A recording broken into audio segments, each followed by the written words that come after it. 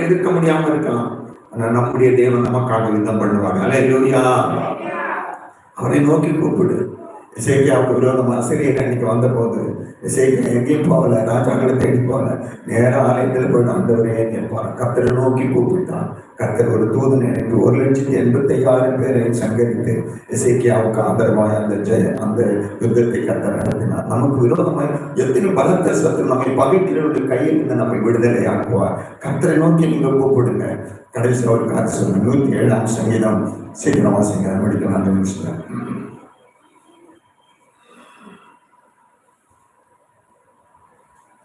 பிரசங்கிமாரி தான் கூப்பிட்டுருந்தேன்.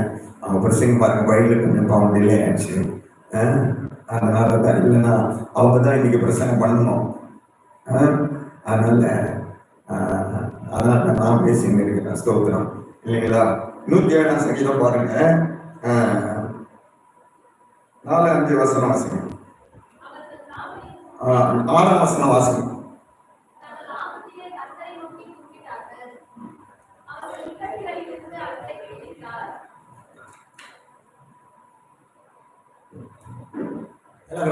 நம்ம வகுத்து கொடுத்திருக்கிறார்.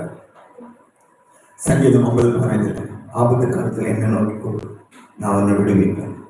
அந்த ஜனங்கள் இஸ்ரவேல் ஜனங்கள் வனாந்திரத்துல அங்க நாம் பார்க்கிறோம். அவர்கள் தாபரிக்கும் உரைக்கான வனாந்திரத்துல பசியாகவும் தாகமாக ஆத்தமாக அடைந்து திரிந்தார்கள். வனாந்திரத்தில் இருக்கிற பசி ஆகாரம் ஒன்றும் கிடையாது. கர்த்தரை நோக்கி தங்கள் ஆபத்திலே கர்த்தரை நோக்கி கூப்பிட்டார்கள். கர்த்தர் அவர்கள் இக்கட்டுகளிலிருந்து அவர்களை தாபரிக்கும் ஒரு செய்வார். அவர்களை செவ்வையான வழியில் நடத்தினார். தவனமுள்ள ஆத்மாவை திருப்பி ஆக்கி பசியுள்ள ஆத்மாவை கர்த்தர் நன்மையினால் நிரப்புகிறார். அந்த தொடர்ந்து அந்த அதிகாரம் முழுவதும் பார்த்தீங்கன்னா அவர்கள் ஆபத்திலே கர்த்தர் நோக்கி கூப்பிடுகிறார். ஒவ்வொரு சமயமும் கர்த்தர் அந்த ஆபத்திலிருந்து அவர்கள் விடுதலை ஆக்கி கர்த்தர் நடத்துகிறார். அல்லேலூயா. இந்த உலகத்துல நாம் வாழும் நாட்கள் இல்லை, என்ன வரலாறு வரலாம், அதை குறித்து கவலைப்படாதீங்க. எல்லாவற்றும் நம்மை விடுதலையாக்கும்படி கர்த்தர் நம்மோடு இருக்கிறார். அல்லேலூயா. அதிகாரம் 13 வசனம் வாசிங்க.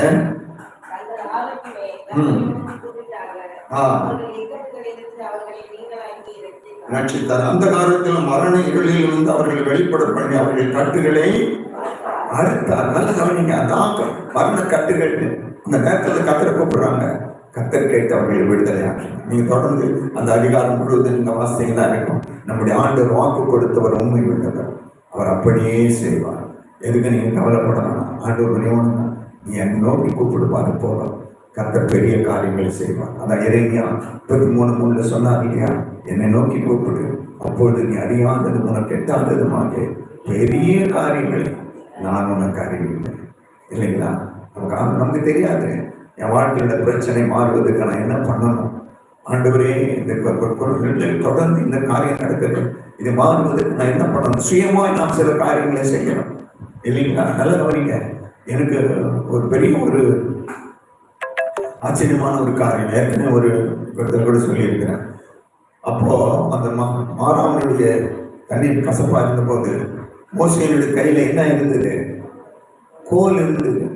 ஆனா அதை பயன்படுத்தல. பாருங்க, அந்த கோலை வச்சுதான் 10 அற்புதம் செய்தார் எகிப்துல.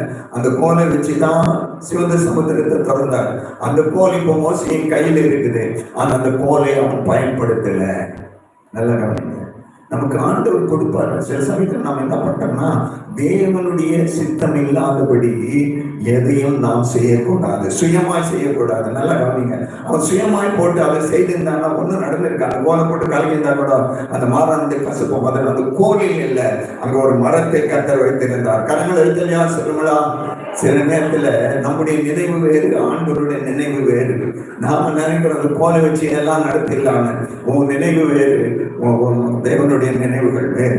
ஒரு சமயத்துல ஒரு காரியத்துல ஒரு வழி நம்ம ரத்தம் செய்யலாம், எல்லாவற்றையும் அப்படியே செய்வார். நம்ம எதிர்பார்க்க கூடாது. ஒவ்வொரு காரியத்துல ஒரு மாதிரி செய்வார். ஒரு சமயம் கண்மலையை அப்படின்றாரு, ஒரு சமயம் கண்மலையை பார்த்து பேசணுவாரு. இல்லைங்களா? தேவன் ஒரு சமயம் அவர் என்ன சொல்றாரோ அதை செய்யணும். ஆனா அந்த கோலை அவன் பயன்படுத்தலைங்க. அந்த கோல் அல்ல, அங்க ஒரு மரத்தை கர்த்தர் வைத்திருந்தார். கரங்களை இல்லையா சொல்லுங்களா? நாம் சுயமா செய்யும் பொழுது நாம் தேவனுடைய சித்தத்தை நாம் இழந்து விடுவோம். ஆகவே கர்த்தரை நோக்கி நாம் கூப்பிடுவோம். கர்த்தர் நமக்கு பெரிய காரியங்களை செய்வார். செவிப்போம். எல்லாரும் எழுந்திருப்போம். சொல்லுங்க.